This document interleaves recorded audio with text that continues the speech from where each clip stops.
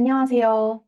제가 이번에 신제품 런칭을 위해서 지난주에 중국 공장에 첫 발주를 넣었고, 이제 선금 30%를 입금을 한 상태인데요.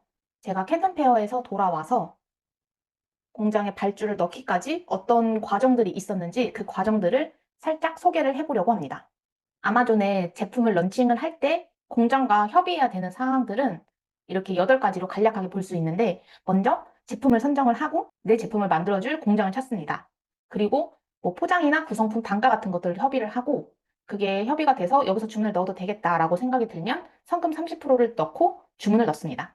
패키지 디자인이나 아니면 번들 판매를 하실 거면 그런 구성품 같은 것들을 보내고, 공장에서 제작이 완료가 되면 모든 게 제대로 제작이 되었는지 불량 검수를 하고 나머지 잔금을 입금하시고 물건을 받아오시면 됩니다. 이게 중국에서 신제품을 런칭을 하기 위한 기본적인 프로세스고요. 저 같은 경우에는 이 과정을 어떻게 했는지 살짝 보여드리겠습니다. 우선 어떤 제품을 런칭할지를 먼저 찾아야겠죠. 먼저 아마존 홈페이지에 들어갑니다. 그러면은 제품을 배송하는 장소가 한국으로 되어 있을 텐데 이거를 미국 우편 주소를 넣어서 미국으로 주소지를 변경합니다. 그리고 나서 베스트셀러 카테고리에 들어갑니다. 베스트셀러 카테고리에 들어가면 엄청나게 많은 카테고리가 쭉 나올 텐데 그거를 전부 다 보실 필요는 없고 내가 판매하고 싶은 카테고리, 예를 들어서 나는 주방용품을 하겠다, 아니면 욕실용품을 하겠다, 아니면 강아지용품을 하겠다 같은 대 카테고리를 정해놓고 그 카테고리 안에 들어있는 세부적인 카테고리를 처음부터 끝까지 전부 다 보시면 됩니다.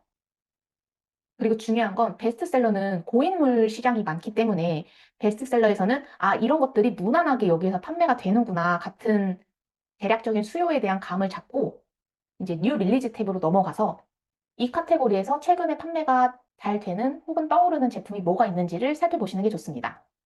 이렇게 해서 제가 판매하고 싶은 키워드가 대략적으로 추려졌으면 아마존 내부 데이터를 활용해서 또 1차적으로 제품을 걸러내는 편인데요. 제가 사용하는 데이터는 아마존 셀러 센트럴 홈페이지에 들어가서 성장 상품 기회 탐색기에 들어가셔서 제가 판매하고 싶은 키워드를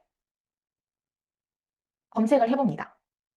검색을 하면 이렇게 데이터가 쫙 나오는데 이 데이터를 좀 상세하게 보여드리면 다음과 같은 데이터로 보여집니다.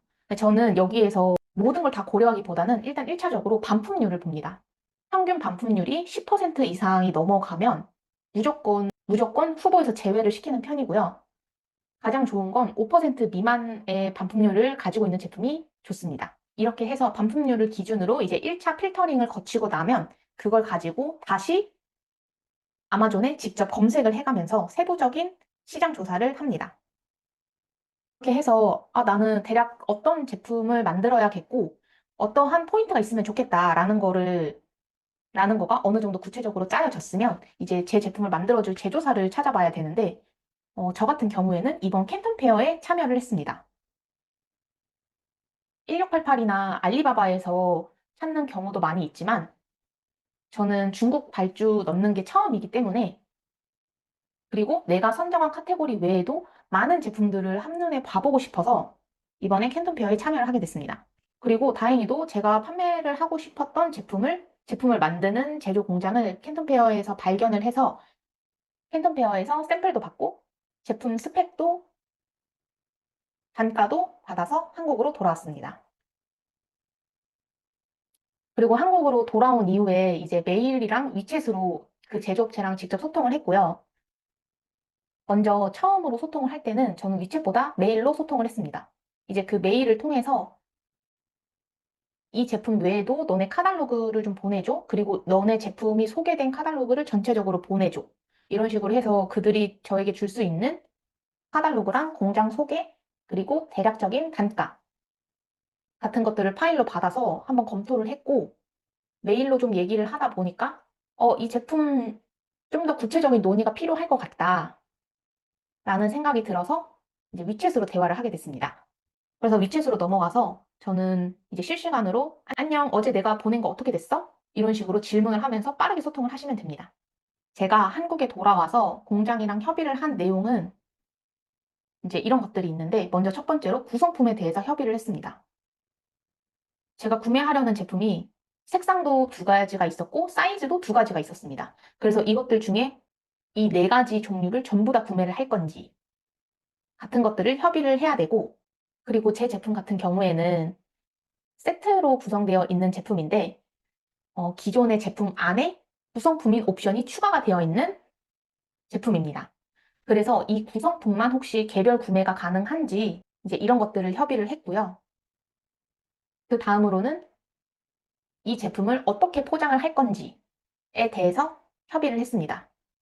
저 같은 경우에는 이 제품 한 개를 낱개로 포장해서 고객 한 명 한 명한테 팔 거기 때문에 개별 포장이 필요했는데 알고 보니까 이 공장에서 저에게 1차로 줬던 견적은 이렇게 큰 박스 안에 제품 24개를 한꺼번에 칸막이 형태로 해서 24개를 한 번에 집어 넣어서 판매를 하는 가격이었더라고요. 그래서 저는 나는 그럼 벌크팩 안 된다. 나는 낱개로 포장을 해야 된다. 이렇게 얘기를 했습니다. 이렇게 낱개로 포장을 할 거면 뭐 비닐팩이 포장을 할 수도 있고 아니면 박스에 포장을 할 수도 있고 그리고 만약에 비닐팩으로 포장을 한다면 이거를 진공 포장을 할 수 있고 지퍼백으로 포장을 해도 되고 그리고 이 비닐 자체에 인쇄를 할 수도 있고 혹은 무지 비닐에 스티커를 붙이는 방식으로 할 수도 있고 만약 제가 박스로 구매를 하겠다고 하면 박스를 크라프티지로 할 수도 있고 흰색 박스로 할 수도 있고 아니면 이거를 디자인을 입혀서 내 브랜드로 만드는 컬러 박스로 제작을 할 수도 있고 혹은 무지 박스에 스티커만 붙일 수도 있고 등등 다양한 옵션이 있습니다. 어떤 옵션을 선택하는지에 따라서 원가가 천차만별이 되기 때문에 이제 대표님들이 원하시는 방향으로 협의를 진행을 하시면 됩니다. 이렇게 대략적인 구성품을 협의를 하고 나면 이제 MOQ랑 단가 협의를 해야 되는데요. 그 공장이 저에게 제시한 첫 MOQ는 1000개였습니다.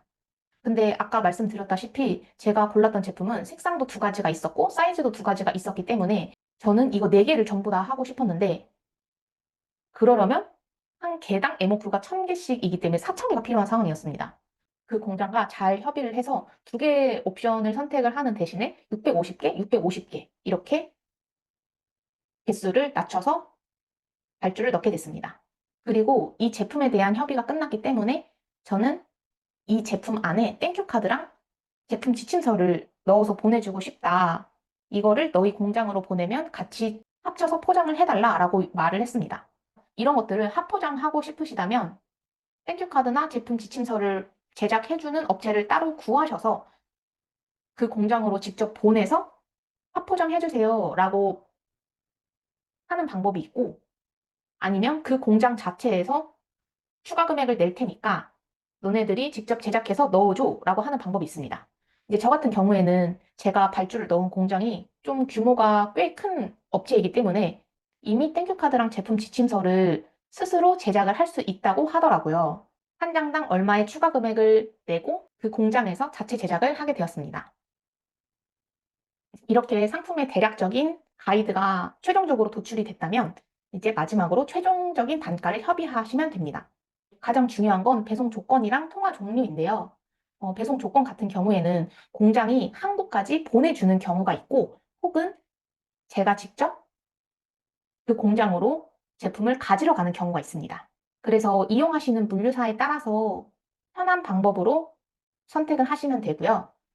다음으로는 통화 종류를 결정하셔야 됩니다. 이제 대부분의 업체들은 달러로 단가를 제시를 해주는데 위안화로 결제를 하는 방법도 있기 때문에 두 개 다 견적을 받아보시고 어떤 게 더 유리한지 보고 더 유리한 방법으로 결제를 하시면 됩니다.